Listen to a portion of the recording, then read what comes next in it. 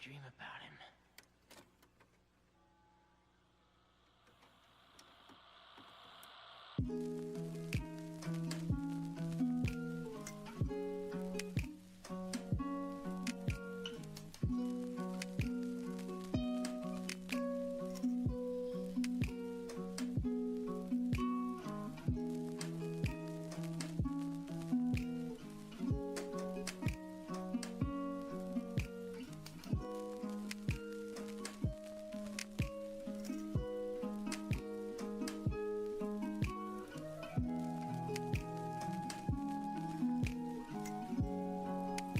All right. Yay.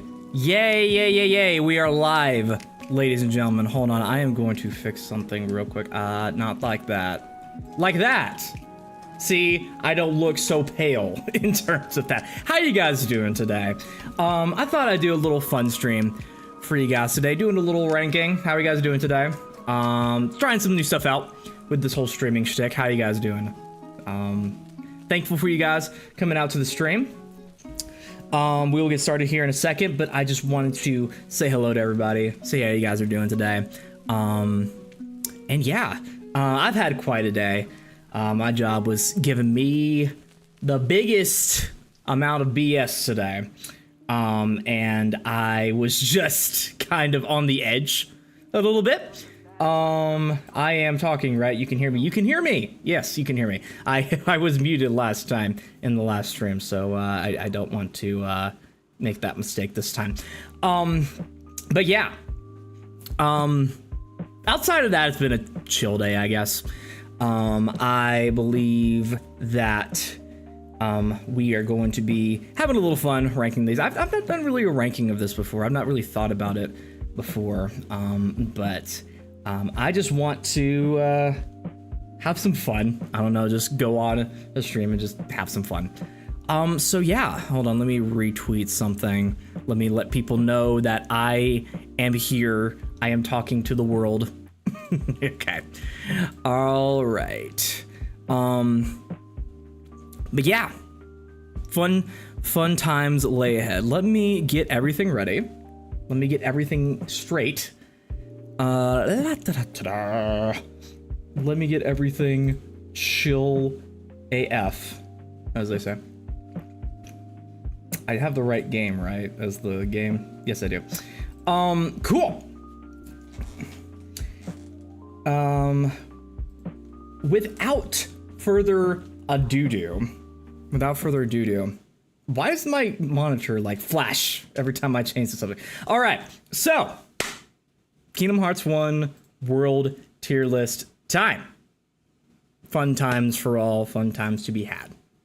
Thank you guys for making your way over. So as we see here, we have a list of all of the Kingdom Hearts 1 worlds right here. I'm pretty sure I double checked to make sure that everything was right on here.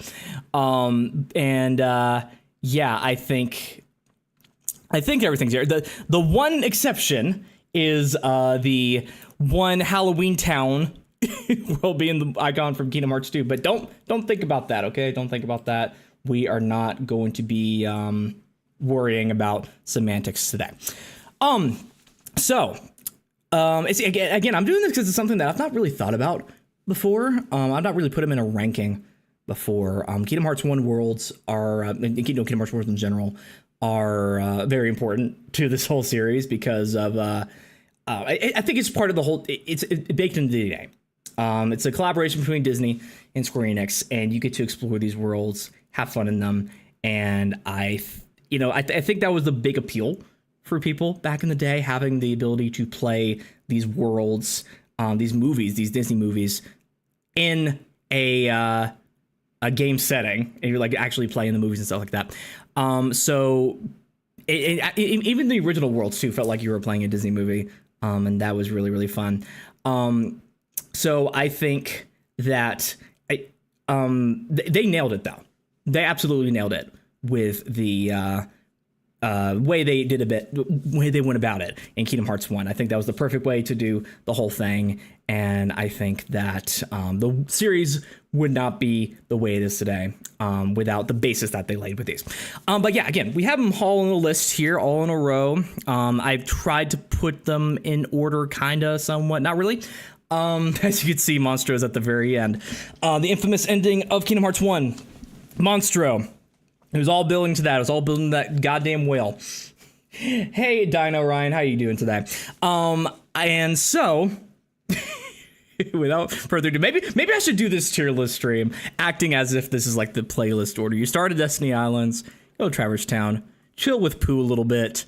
And you know, there is some flexibility on how you can do these worlds, obviously, but you know, you do obviously go to Hollow Bastion after you go to Agrabah. Whatever. So yeah, I'm just ranting and spewing shit at this point. Let us actually do something. Let's actually rank these things. All right. So starting off with Destiny Islands.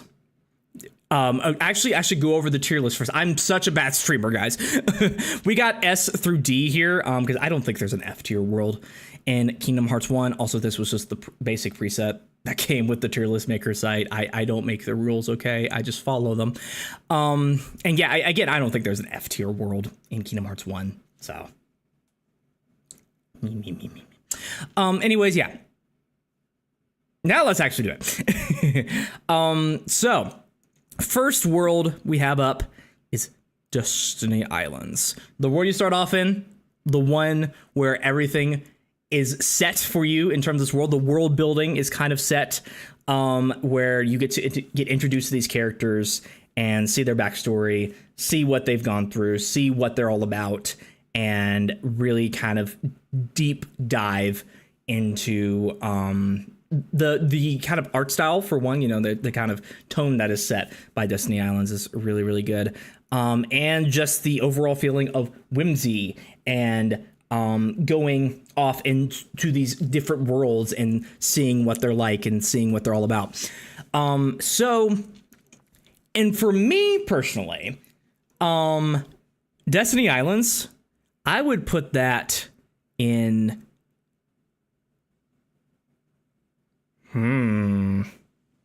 Actually, what would I put this in? That's the other thing about this thing too, is that I've not really ranked these beforehand, so I don't know where it's gonna go.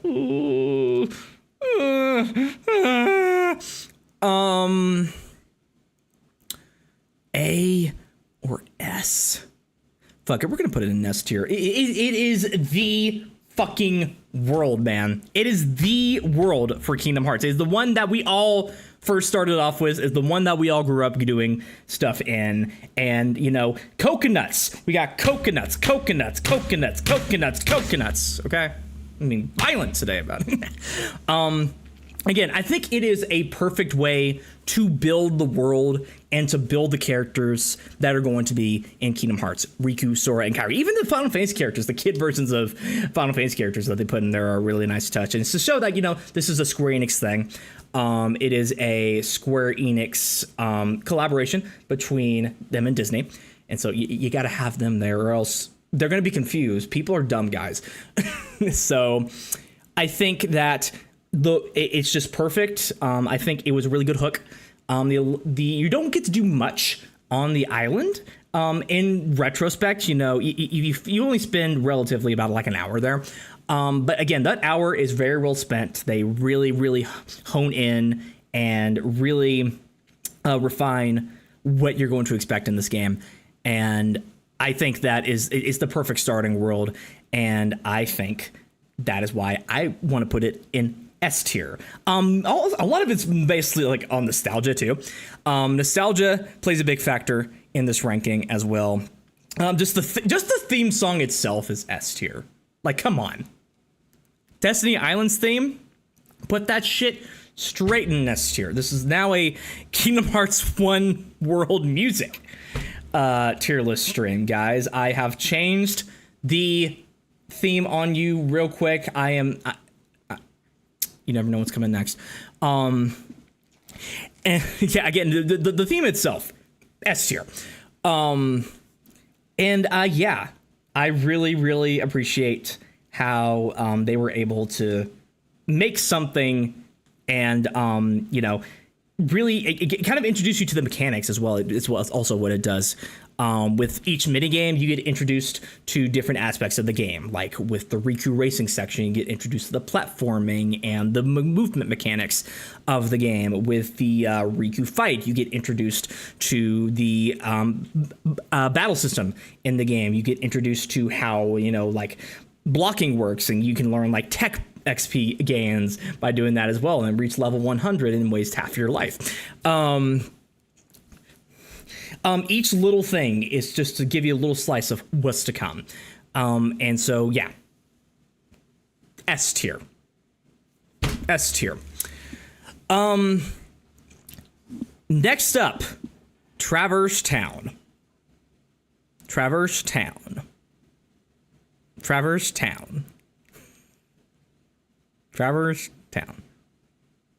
Sorry, I'm blanking for a second. Traverse Town. Again, I'm doing this live, guys. I'm figuring out this ranking as I'm going along. Oh no. Oh no. You know, I'm thinking back on it, and I'm just trying to think, like, it's a good world, don't get me wrong. I'm not thinking about it because it's bad. I'm thinking about it because it's peak. Traverse Town is kind of like, it's the hub world, you could say. I think it is a really good way to kind of advance the story that's going on with Sora and him trying to find his friends, and him trying to go to other worlds and stuff like that too. Because, you know, during the sections in Destiny Islands, they were talking about, oh, there's definitely different worlds out there, and there are definitely going to be, you know, things that we'll be able to see. We just have to find them. And to be able to actually see that come to fruition in kind of a weird way, you know, it's right after Destiny Islands gets destroyed. So, you know, that's kind of a weird framing for Sora. It's kind of just kind of mind blowing to him. But still, I think it is, again, theme song itself, S tier, S tier, S tier, everything. And I think that the way that they kind of they use it as a vessel to introduce also Sora, Donald, and Goofy. It's kind of like a story hub during the game as well. Of course, you don't go there just right after Destiny Islands. There are other times that you go there throughout the game. You go there, I forget exactly when you go there after, but you go there a couple times to get some new items, to get the new district with Merlin in it, and the Pooh World and stuff like that. The 100 Acre Wood one. I'm doing a tier list and I'm forgetting the names. Damn it! So it's something that you can constantly go back to and unlock and figure out new things about the game. Traverse Town music is absolutely chill. You are absolutely right, Dino Ryan, and I cannot believe that this game has such peak music. Man, Yokoshima Moore is so good. And so Traverse Town is definitely one of those worlds where nostalgia plays a huge factor as well. Nostalgia is one of the biggest factors as to where I would probably rank this, just with the song and the iconic imagery. You know, there's a lot of places to go in Traverse Town. You can go into the lobby and mess with the bell guy. You can find a lot of the you find the 101 Dalmatians in there, and you can check back in to see what's going on with them. You know, a lot of things revolving around game mechanics are based in there as well. But would I put it in S tier?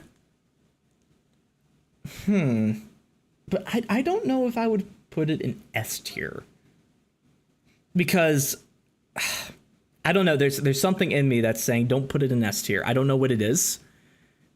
But it's telling me to not put it in S tier. I'm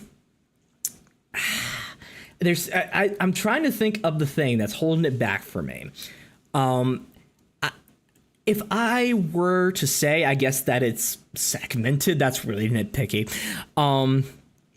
you do have to go through different types of districts, and the world is segmented in certain ways, and I think that, maybe it could be a little more seamless, but that's just PS2 hardware, limitations. They couldn't make these big sprawling worlds like they could in Kingdom Hearts 3 or something like that. So putting it in S tier, nostalgia wise, S tier, absolutely. And story wise, okay. I'm just thinking about it a little bit more. Fuck it, we're gonna put it in S tier. Traverse Town is absolutely an S tier world. I after I just started thinking about it, I think it is a kind of comparable to Destiny Islands. Is that it's one of those original worlds where you get to do so much and learn so much about the world and do so much along the lines of the future things that you're going to be doing in the games. The Final Phase characters themselves are a big plus. It's a Final Fantasy based world in the game. It's kind of has that element to it, even though Destiny Islands had the Final Fantasy characters. So yeah, I'll put it in S tier. Fuck it. So I am going to try to go in somewhat of an order here, even though I didn't put it really in order. Just for consistency's sake. Deep Jungle. Since I want to talk about it, I'll do Deep Jungle first.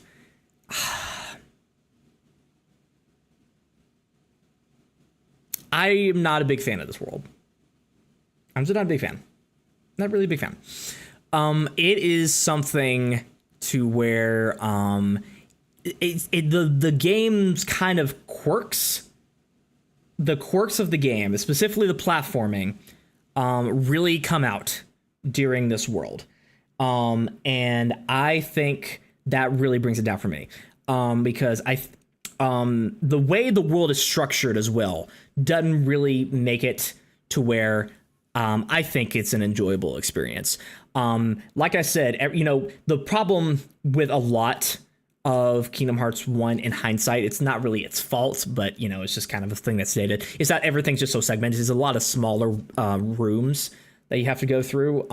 At least now that we have the previous games in hindsight, I think that it is it's just something that doesn't transition over, and Deep Jungle is definitely a version of that, especially the way it just takes you back and forth all throughout the world. It puts you here, puts you there.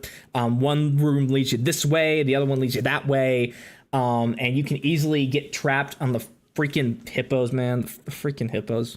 You again, the quirks of the platforming in this game really shine in here, and the jank unfortunately kind of brings it down a bit. The story as well, not really the most memorable in Kingdom Hearts. They definitely didn't bring it back because of the whole copyright situation, and something to where they definitely could not use it again, and they couldn't have expanded on that and built on those characters and stuff. But it's not the worst story ever, but it's definitely not the best story in the game, and it definitely could have been made better. Tarzan is not really a movie that I have nostalgia for, at least for the movie itself. The songs I absolutely have nostalgia for, but the movie itself is kind of like take it or leave it sometimes. Maybe that's just because I've had years of separation between me actually watching it and this point right now. I don't know. So yeah, there are some cool things in there. I think the mushroom thing, the way they did that in the world is all kind of cool, and I think they kind of put it in the right place in that world. Also, there's the cool little Heartless fight that they do in that one room with like the rock on it, where I think you have to like choose a Heartless or something like that. That's the correct one. That's a little bit annoying sometimes, but it can be fun. And I like the designs of the enemies in this world. They kind of get creative with that, with the monkey enemies and, kind of like the animal based stuff. I definitely think that was I thought it was a good choice. I liked that. But those small little things don't really make up for the whole picture of Deep Jungle, and again, it's not really one of my favorites. So I'm probably gonna put it in C tier, not in D tier, because of just some of the designs of the enemies and the unique thing that you can do throughout the story and return visits of that world. The music also is not really memorable. I don't like the music at Deep Jungle that much. I don't know if that's just me. Everything else is S tier, but I would put that one in like a B tier. Sucks it wasn't in Melody and Memory. That would have been cool. So yeah, that is Deep Jungle, C tier. Deal with it. Let's next do Wonderland, since it's kind of right there. Wonderland is another kind of case where the jank of the controls kind of shines in certain areas. I think that the special, that the one room, the one room, basically, it's kind of like a one room world in a sense, because most, like 90% of the stuff that you're going to do in that world is just in that one space. And that one space is filled with platforming goodness that Kingdom Hearts just excels at. I think that it is one of those worlds where I have a lot of memories associated with it, though, because the things that they do in that one room keep you coming back. It's like Wims said in that comment. It's like a constant puzzle. There's different kinds of puzzles in there. It leads you can twist the tree in different directions to get it to where you can go to different rooms and stuff like that. And what am I saying about a one room world? There's the fucking office, man. What? The office. I did not take my Celsius today, guys. I am on another plane of existence right now. The front room. I think the things that they did in the leading to the front room, it was all right. I do like how you can be creative with this world. They really were creative with this world, where they would absolutely try to do new things and try to get you to get to these areas in unique ways. And I think that's really cool, really admirable. But again, it all comes back to some of the jank that's in the game. The world theme also kind of up there. It's definitely an A tier song. I wouldn't say it's my favorite song in the game, but it's definitely up there with one of my favorites. I kind of hate that we have to spend time getting evidence and then we just have to figure it out alone. That's the other thing that really pisses me off too, is that it's also kind of a wild goose chase in a sense, that you're having to get all this stuff and then it doesn't really amount to anything. It's kind of an anticlimactic world. And so that definitely goes against it as well. But I think that they got really creative with this world. They used the framework of Wonderland and everything that was in it to really kind of do some unique things, topsy-turvy, all that kind of stuff. The ending boss of this world pissed me off so much as a child. I don't know why. It's relatively easy in hindsight. If you know his strategy, it's not a problem at all. But it always made me so mad because for some reason I could never beat it. Of course, I'm an adult now. I'm an adult who pays taxes and shit like that. So I can beat him pretty easily. But it's not. I had a vendetta against that motherfucker. Maybe it was because of his chain of memories boss too. That was really hard. I hated that boss on proud mode. I'm a pleb. All right, who played the game on standard mode and beginner mode as a kid. Maybe that was a lot of people too. Maybe that's just not me, but I was having this conversation with Prodigy the other day that apparently playing on standard mode is weird. Like even for a kid, like when you were a kid, you didn't even play it on standard mode. You either played beginner or the hardest difficulty there is. So maybe I'm a heathen in that way for playing it on standard mode. Sue me now. Unsubscribe, whatever you want to do. I have been canceled on Twitter by Prodigy XCD. That's not fun. I haven't actually been. It is definitely a world that I do have nostalgia for, a lot for the theme and the creative way that they did stuff. But again, the jank kind of shines there. I do think it is better than Deep Jungle, so I'm gonna go ahead and put that in B tier. Oh yeah.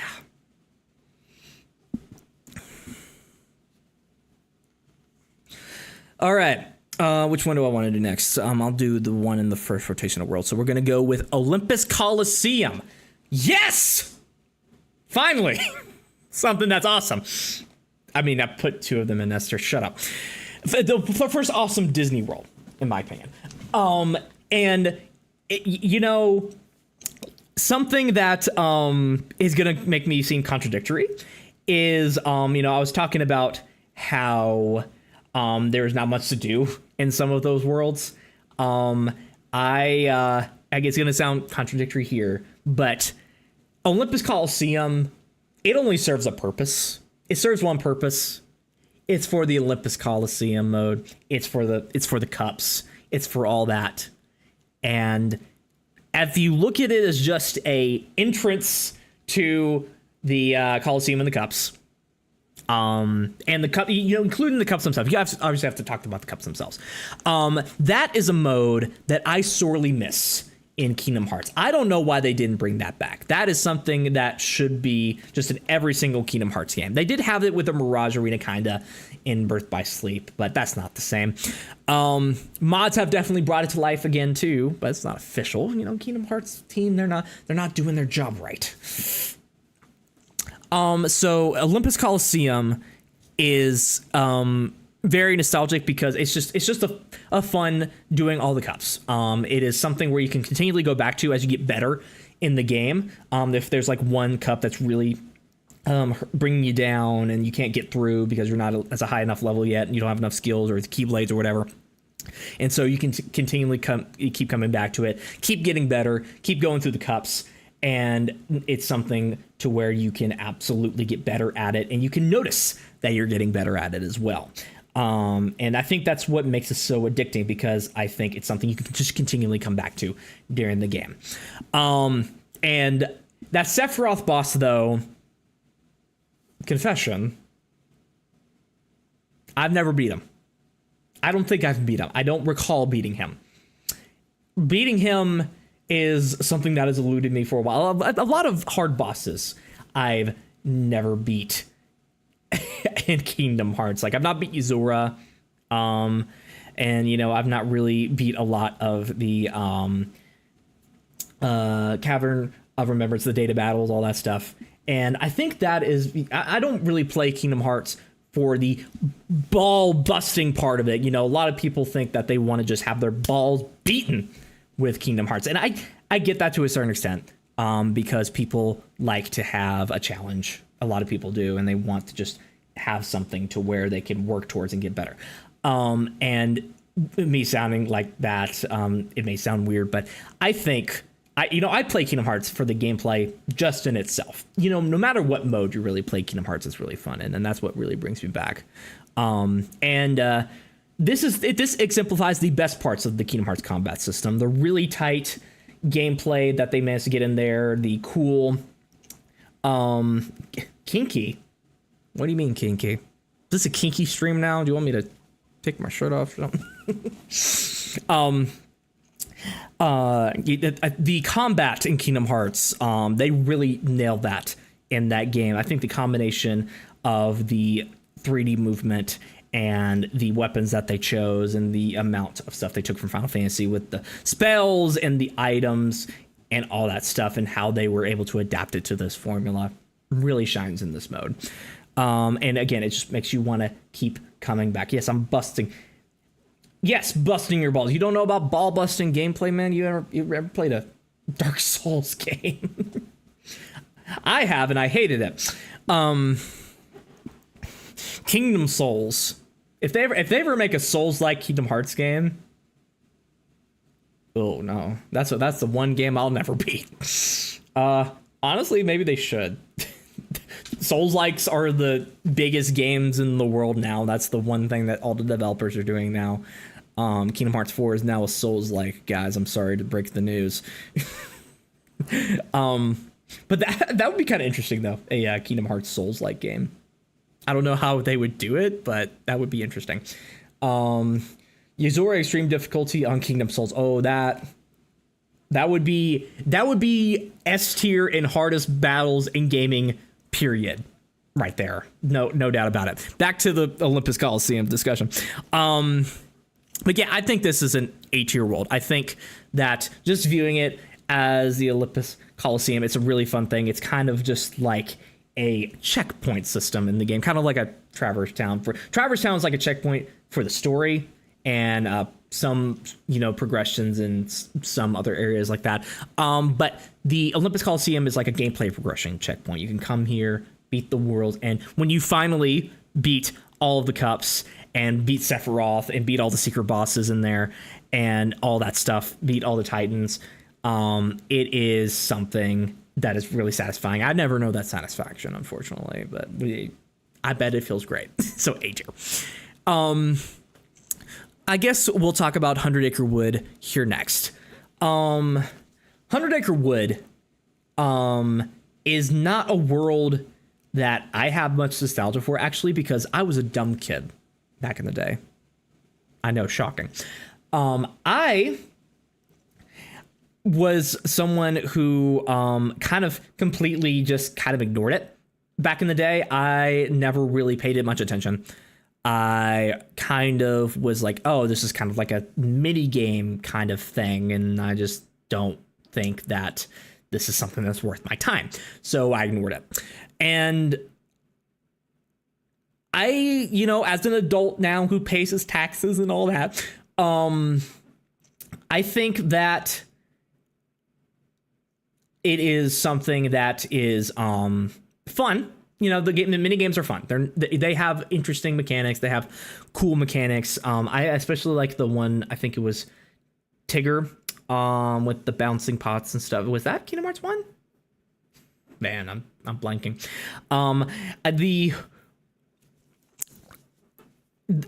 of the mini games in there are very fun. I think the one with the swing, I could never get. Like the swinging mini game really pissed me off all the time.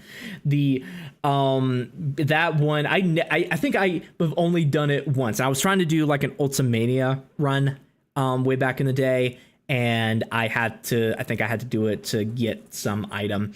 And yeah, that mini game pissed me off. Don't get me started on that. Get me started on that. And like someone says in here, it is the most detailed world. They definitely brought the color book art style into a gaming setting in a really cool way. I like how they did that. But it really is just a collection of mini games. And you could say, oh, well, Olympus Coliseum is just a collection of cups. Well, those cups are fun. Again, it is something to where you can feel progression, you can feel things going on. And that's kind of that way too, in a way, with the pages and stuff. You can keep coming back to it, but it doesn't leave an impression. It's cute. It's cute. Kingdom Hearts 300 Acre Wood sucked. I agree. It's cute. It's there if you want to just have a chill time, especially with the theme song. It's kind of a debrief from a lot of the other stuff in the game.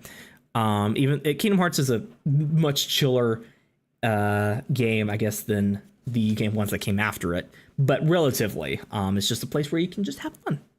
It's fun. But there's not much else to it. It is a fun time. And for that, I will put it in the B tier for Pooh. Is there a character starting with a B? Bunny.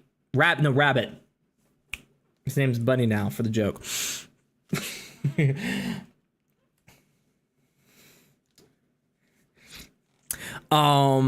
So yeah, B tier for Babbitt. Next up, Atlantica.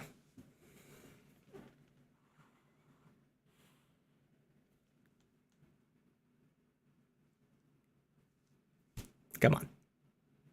You know where this goes. I don't know if this is actually a opinion that a lot of people have. I mean, I've seen some defenders of Atlantica Kingdom Hearts 1 in my day. Yeah, screw Ursula, for real. It's just, they tried. They really did. I admire that they tried to put the swimming mechanics in there, and tried to make it feel like you were in the ocean and stuff like that. And, I don't think it would have worked otherwise. Maybe they could have focused on Ariel when she was like in her human form, I guess. But still, I think that the controls, they just weren't there, man. The controls, man. I'm sorry. They just don't work. It's just because I think, this was one of the first games is in the series, in just gaming in general, where they were kind of doing this mix of RPG and platforming and stuff like that. One of the inspirations behind Kingdom Hearts 1 was kind of like doing a RPG version of Mario 64. That was one of the main inspirations for it. So this was kind of the early days of that. They're still trying to figure things out. That's why there's some jank in there. But I think the problem is that everything is so stiff. Everything doesn't feel natural. If you're going in a linear direction, you're going kind of, and the camera also is kind of the battle that you're fighting with this game as well. That also comes up in the previous worlds that I've talked about, like Wonderland and Deep Jungle and things like that. No, this is just a Kingdom Hearts 1 game tier list. Kingdom Hearts 1 world tier list. This is the only thing we're talking about today. Atlantica is, I do think that it is enjoyable in terms of like grinding. There's a good grinding mechanic. Like when you're trying to do the Ultimania run, I think that's one of the places that you go to kind of grind a little bit. It's definitely one of the places that I went to because I think a lot of the enemies had a lot of XP, and I was dumb enough to choose the options in the intro for my Ultimania run, which were absolutely wrong. That I answered the wrong question, so I had to keep going. And that Ursula boss, man, no, just no, just no, just no. Way more lore in Kingdom Hearts 1, which I like. There is that too, as well. I guess in comparison, this is better than Kingdom Hearts 2 Atlantica. But not by much. I'd still say it's the worst world in Kingdom Hearts 1. It purely because of the controls. And the music as well. I like that. I like its atmosphere. I wouldn't say it's like an F tier song or anything like that. It's just there. Doom doom doom doom doom doom doom doom doom doom doom doom doom doom doom doom doom doom. And yeah, it would definitely say it's the worst world for me. It's just under. I'm not gonna buy freaking Borderlands 4. You freaking loaf. Randy Pitchford, you're a loaf of Goofy. I don't know if you guys saw that. I just got a banner to pre-order Borderlands 4 from Epic Games. No, goddamn, leave me alone. So, but for that reason, for the most part, I would put it in the D tier. Well, maybe I'm thinking about it. Maybe it could belong alongside Deep Jungle. I don't know. It's like they mentioned, the lore is kind of there, and it is something to where it can be more enjoyable than that. I mean, Atlantica and Kingdom Hearts 2 is horrors that we do not speak of unless given permission by a priest. It's like Voldemort. Swim and dancing. We'll play. Oh no! I'm dead. I died.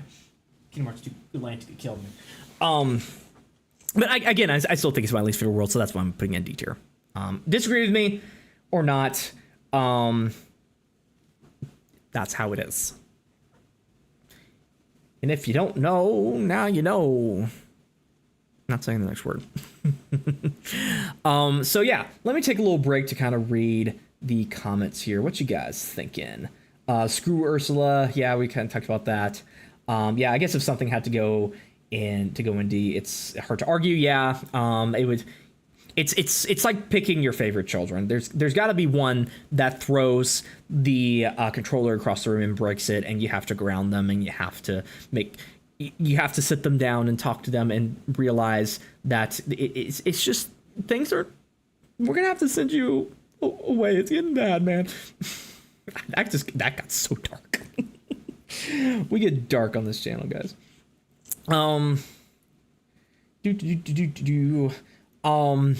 That's our tier list so far. Can't post this on Twitter and cancel me. I get if you want to, if that's what you're if you have a kink for that.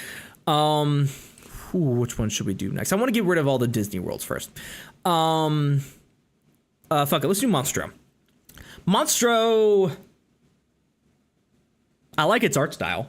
I definitely think that it's very unique. That I don't know, did they explore the inside of Monstro in the movie, and that's what it looked like? I don't remember. I don't think I've ever seen Pinocchio. Maybe once when I was like a little kid, but I don't remember it at all.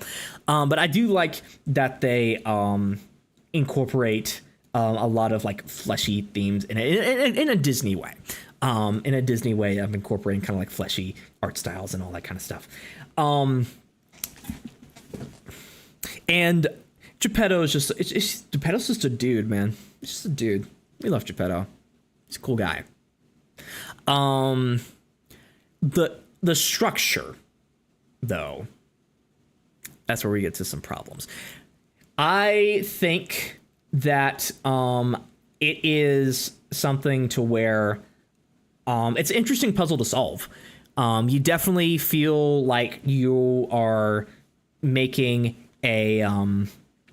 you're solving a puzzle and you're navigating this thing. After a while, you know which room leads to what room and what door leads to which room. It becomes natural at some point. I think most of us kind of know at this point where the rooms lead. But when you're first figuring it out for the first time players, it is very frustrating and very confusing because they all make the rooms look the same. That is what really makes it, at least with the art style, they have different structures in these rooms. But when all the rooms have the same look in terms of what they put on the walls, I think that it is not the best design.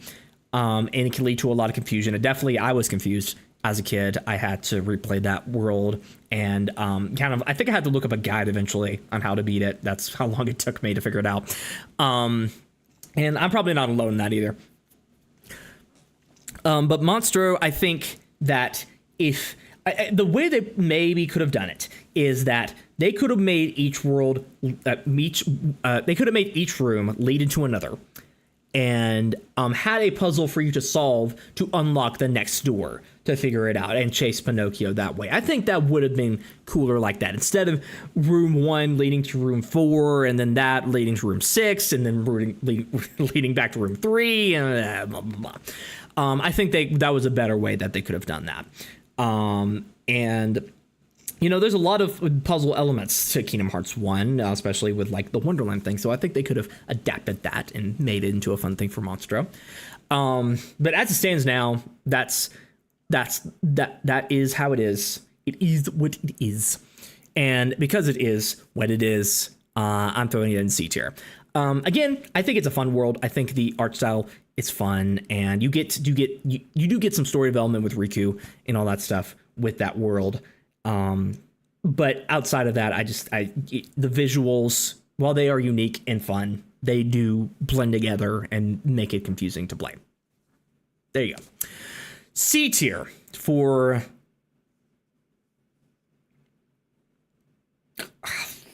Moby Dick.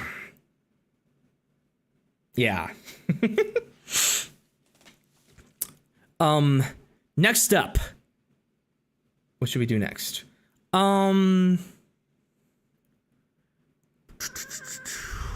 let's do Agrabah here next.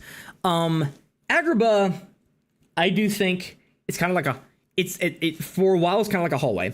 There's only like 3 rooms that they had for the main town area. I mean, they only had 3 in Kingdom Hearts 2 as well, but that was a much bigger area for them to explore.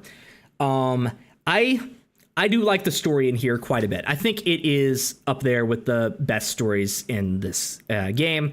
They tell the best one with, of course, with Aladdin and Jasmine and all that stuff. I love Jafar as an enemy, man. Jafar is one of the best villains in Disney history because he's just so playful. He's so crazy with his expressions and his mannerisms, and he's really fun to watch. And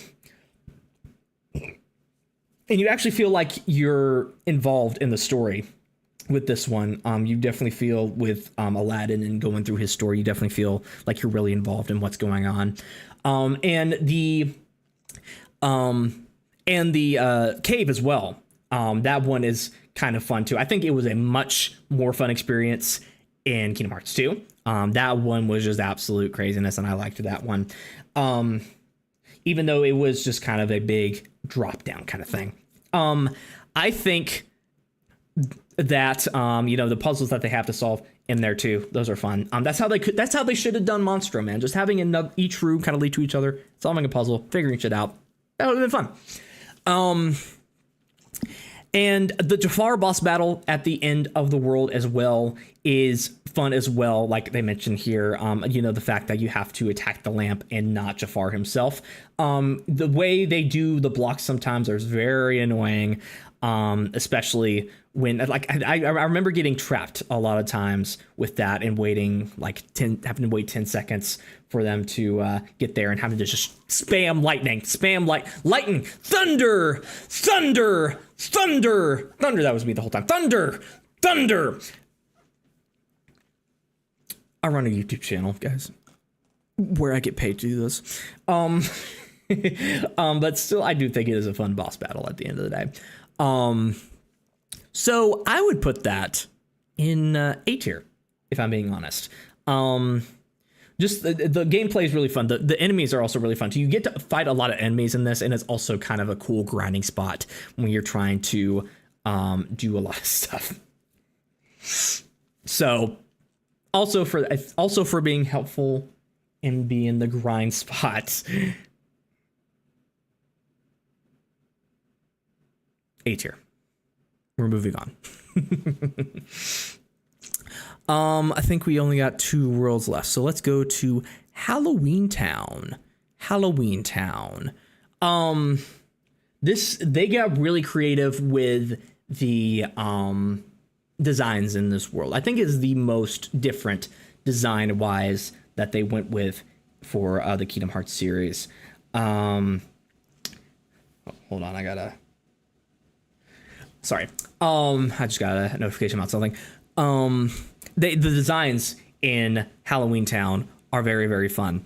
And just to have a juxtaposition with all the other stuff is very, very fun as well. I think that it's a very expansive world as well. It's a very expansive. I was thinking about Kingdom Hearts 2 because I used the Kingdom Hearts 2 logo for this fucking list. Sorry, I'm thinking of Kingdom Hearts 2 Halloween Town. Oh my god. But yeah, I do definitely think that the designs were very creative here, and the theme is absolutely iconic. I love that. I do, there's a lot of different places to explore, especially with the big, large area that you have near the end of the world. You can do a lot of cool things with that. What house was it again? I forget the name of the house. Sorry, but that part's fun too. I think they just really went wild and delved into the eccentricities of the property, really, with this one. And it is something to where you can feel the enjoyment that they had making it too. And the person who played Jack Skellington, I forget if it's the original Jack Skellington in here. I don't think it is. But it is definitely I love Jack Skellington in this world. He's so fun. I think this was my introduction actually to Halloween Town, because I vaguely remember seeing it in the some like commercials for things. I think they re-released it in theaters at one point, and that's kind of where I heard. But I remembered it from Kingdom Hearts 2 and Kingdom Hearts 1. Kingdom Hearts 2 was my first Kingdom Hearts game, by the way. And that was really where I was fell in love with that property. I do watch it on occasion, and I think it's, you know, this world in the Kingdom Hearts 2 world definitely made me fall in love with it. I do think they did it much better in Kingdom Hearts 2, but I still think it's really cool. Oogie Boogie, though. Oogie Boogie. Screw Oogie Boogie. There was a mission within the Kingdom. I'm channeling Oogie Boogie right now with my coughs. There was a mission in the Kingdom Hearts team offices to make every single Oogie Boogie boss battle the most annoying bosses in the game. I do not like the Oogie Boogie boss battle in this game or in Kingdom Hearts 2. Why did they have to make it so annoying in each and every game? I don't know. Maybe because he's annoying. Oh my god, I'm sorry guys. I'm you know, I'm bothered. I don't know what's going on. Oogie Boogie does not like what I said about him.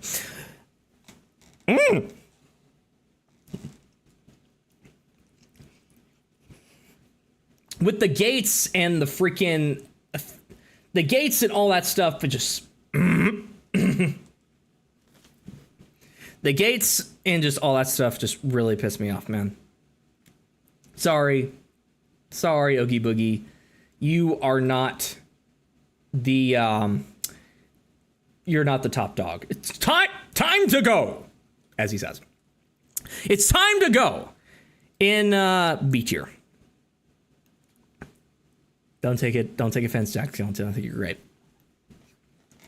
Last of the Disney worlds, Neverland.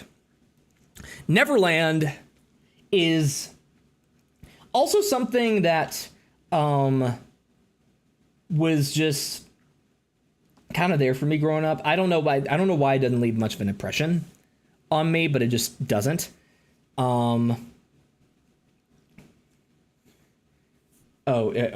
And people saying that Atlantica needs to change? No, this is my tier list, okay? Deal with it. D tier for Atlantica.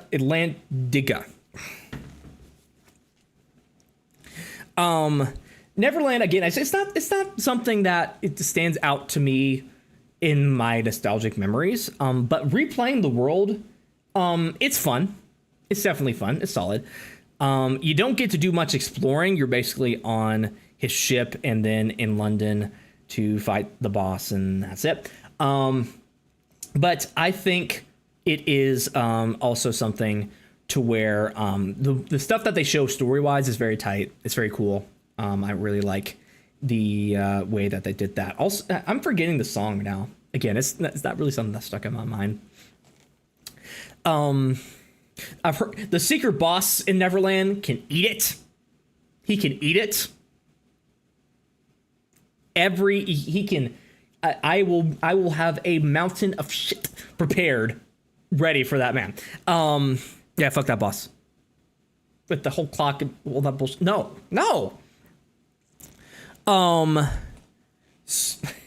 But you know, outside of that, again, it's kind of just like the whimsy vibe. Peter Pan really brings that whimsy vibe to the whole thing, and I like that. I think that is a fun addition to the whole formula there. Inserts Riku's theme. That is definitely Riku's theme is definitely a highlight for that. And his whole section there, you get to it's like kind of like Monstro. You get to have a development with his character. And so. Yeah, and again, I don't have much to say about this one. It's just kind of there for me. It's I think it's like the last place in, like, at least in a lot of playthroughs that you have to get through before you get to the end game, and start to get there. But yeah, I would put it in like I'd put it in B tier. It's not bad. It's not bad by any means. It's just okay. Okay. But the parts that are there are really good. Especially like why haven't I talked about the flying mechanic? The flying mechanic's really fun too. It gives a whole new level of exploration to the gameplay, and you can have a lot of fun with it. It can be a little janky sometimes, but I still have fun with it too. But yeah, B tier. Last two worlds, ladies and gentlemen. We're nearing the end. We are nearing the peak of this. All right, Hollow Bastion. I'm really tempted to put this in S tier because of the amount of stuff that you're able to do in Hollow Bastion is very, very, very fun. It is a multi-layered maze of awesomeness. You get to do a lot of cool things in this world, and it's also a very great development for Sora as a character. So many things happen in this world that affect the whole series going forward that you do not want to hit skip cutscene when you're playing this world, even if you're like just doing a regular one where you're just going through the worlds and having fun playing that. I especially like to watch the story in the Hollow Bastion section, because also you just have a bunch of fun bosses too.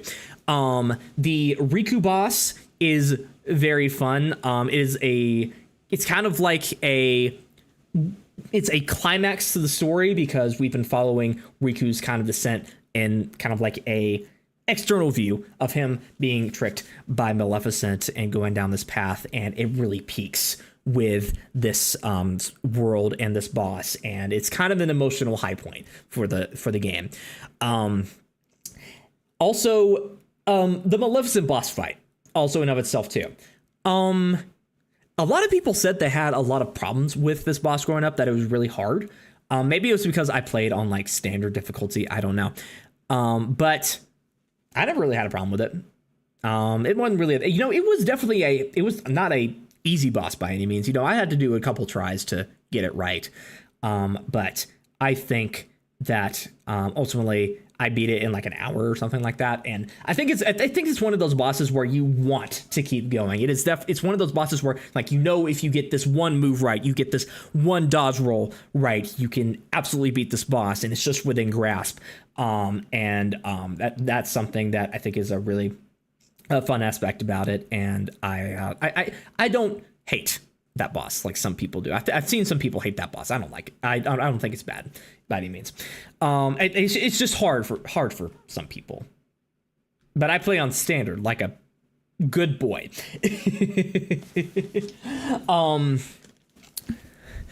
I think in the segment, spoiler alert, by the way, for a 23-year-old game, Sora sacrificing himself to save Kairi.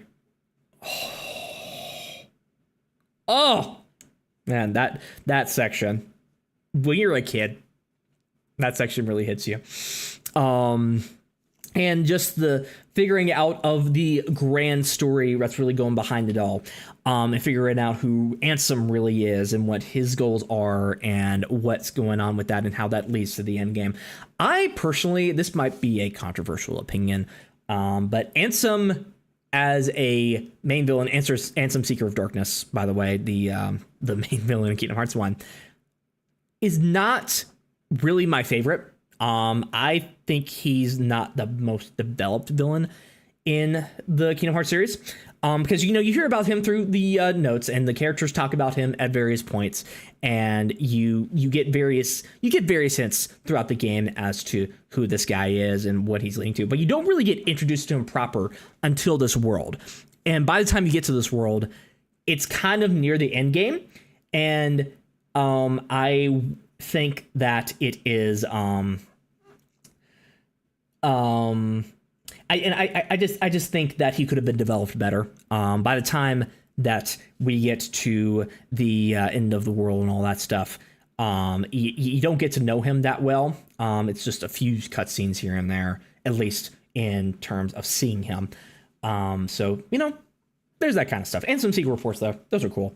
But again, it's just Ansem as a person, as a villain, kind of weak. That's a hot take right there. Hot take. Tell that to your friends. But yeah, Hollow Bastion just as a world. Did you know that you can freeze the bubbles? Did you know that you can freeze the bubbles? Hey guys, did you know you freeze the bubbles in Hollow Bastion? And jump up on them and get the chest? Did you know that you could freeze the bubbles? Please tell me you didn't know you could freeze the bubbles. But you know, all that combined together, just the amazing design. They went full Final Fantasy with this world. I think it is like the pinnacle of Kingdom Hearts design right here, Hollow Bastion. The enemies you get to fight, the various worlds, the gothic architecture of it all. For a kids game in the early 2000s, a Disney game of all things too, that is just perfection. So yeah, S tier. S tier. S tier. Okay. Suck it. All right. Lastly, the end of the world. I don't. Would this even count as a world? You know, the sections leading up to the final boss definitely count as a world. I would count it in that. You get to definitely. It's a series of vignettes, I guess you could say, that lead to the final boss. And it really tests your skills. It's kind of like a warm up to really test your skills. It's kind of like it's kind of like a test at the end of the semester, saying, hey, here's all the stuff that you learned. Here's all these enemies that you've learned to fight. Now here's some bigger, badder versions of them. Learn how to beat them, or else you're gonna feel a world of pain. There's the first few I didn't necessarily have problems with as a kid.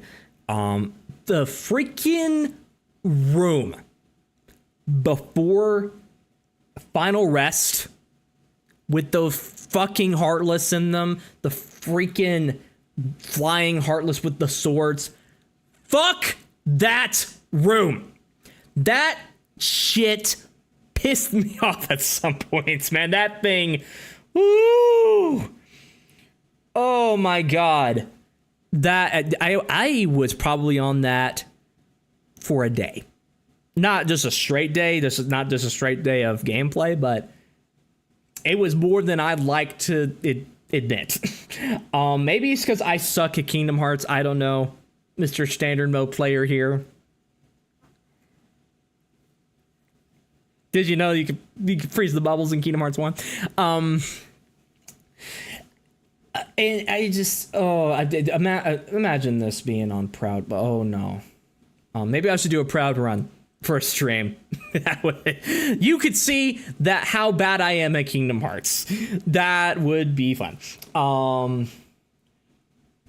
I think it's, you know, it's just a series of tests and battles to really test your skills on what you learned throughout the game and kind of put it in hard mode and get you prepared for the final battle. If you cannot make it through this section, you're not ready for the final battle. I guess that's kind of what they're saying. Like, hey, here's some battle version of this. The final battle is gonna bust your balls. So be prepared when you're not gonna be able to beat it. I can do a Proud run, to be honest. At this point, I probably could do a Proud run. I've become much better at Kingdom Hearts, but it would probably be much harder, and I've died much more than that would be worth sharing, unfortunately. Otherwise, it's hard to say anything positive. End of the World only gets points for aesthetics, appropriate for location design for the end of the game. I would say that too.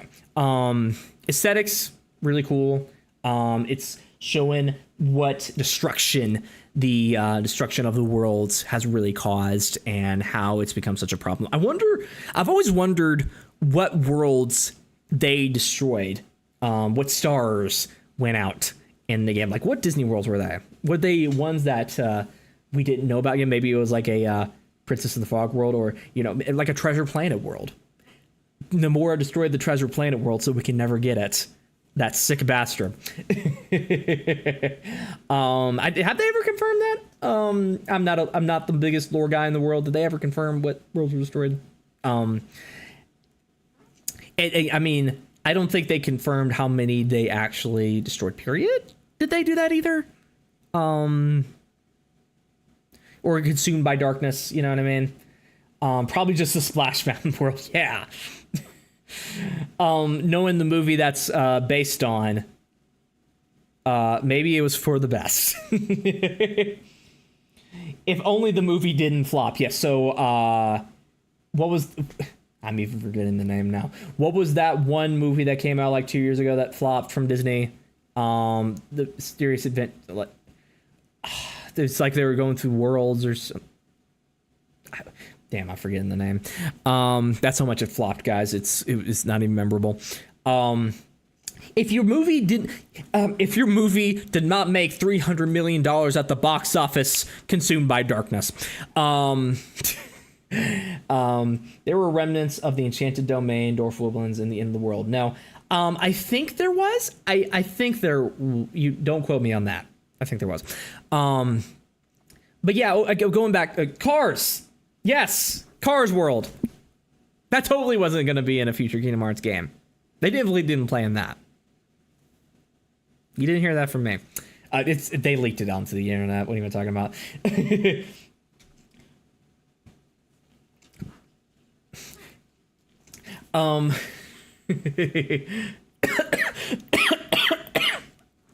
But anyways, probably just put it in like C tier. That's where I put it. So yeah, my Kingdom Hearts 1 world tier list. How do you think of it? All the original worlds are in S tier, I've just noticed. That's just a testament to the brilliance of Nomura and the team and their designs. The remains that the world can be seen in 4 short tunnels around the volcanic crater in the end of the world, the dark trees from the woods in front of the world. Yeah, okay, that's what I remember. Thanks for looking that up. I was vaguely remembering it when you mentioned that. But yeah, we got Traverse Town, Destiny Islands, and Hollow Bastion in S tier. Absolute legends right there. Agrabah and Olympus Coliseum in A tier. Wonderland, 100 Acre Wood, Halloween Town, Neverland in B tier. Deep Jungle, Monstro, End of the World in C tier, and Atlantica in D tier. So yeah, this is just my personal list. Your list is probably different. I would hope it's different than mine. I have weak Kingdom Hearts opinions, guys. Don't listen to me. It's something to where I guess it's part of it is that Kingdom Hearts 1 was not my first Kingdom Hearts game. It was my second. I played it after getting Kingdom Hearts 2, and I would say that nostalgia played a huge factor in some of this right here. I really rank this because Kingdom Hearts 1 was the most recent one that I did like a big full-on playthrough of. So that's what's kind of on my mind. I plan on doing ones for 2 and 3 and possibly one in World for 4 at some point. But yeah, that is kind of what we got going on. And I hope you guys enjoyed watching this as much as I had fun kind of ranking it. We kind of had a wild experience with the... Did you know you could freeze the bubbles in Kingdom Hearts 1? Did you know you could freeze the bubbles in Kingdom Hearts 1?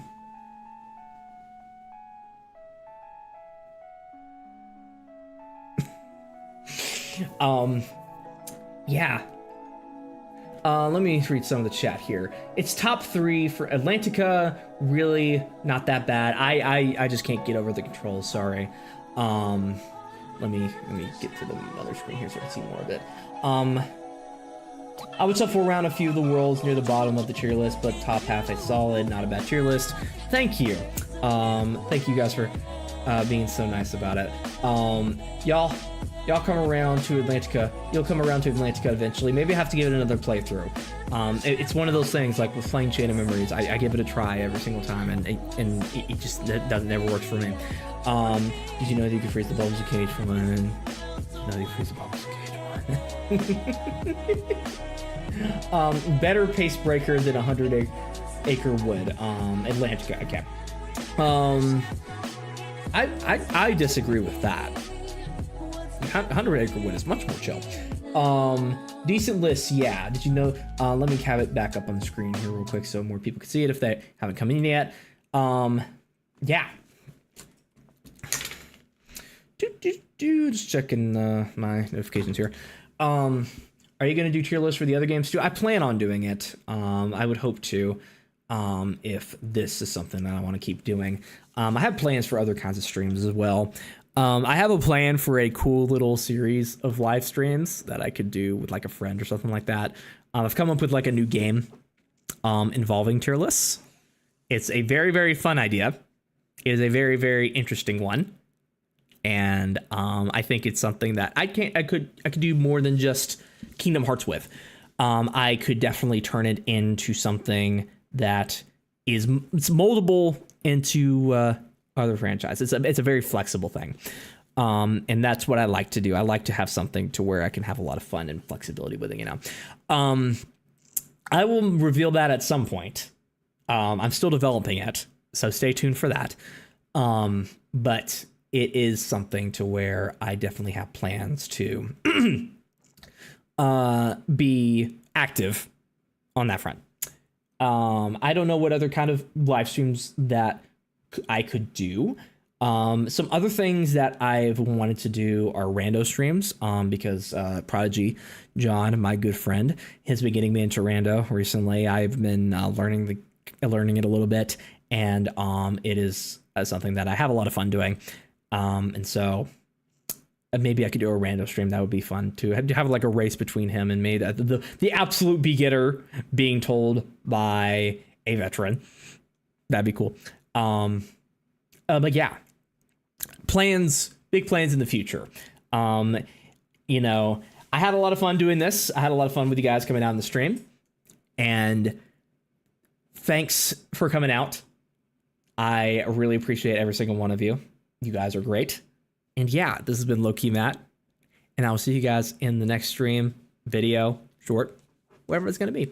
So yeah.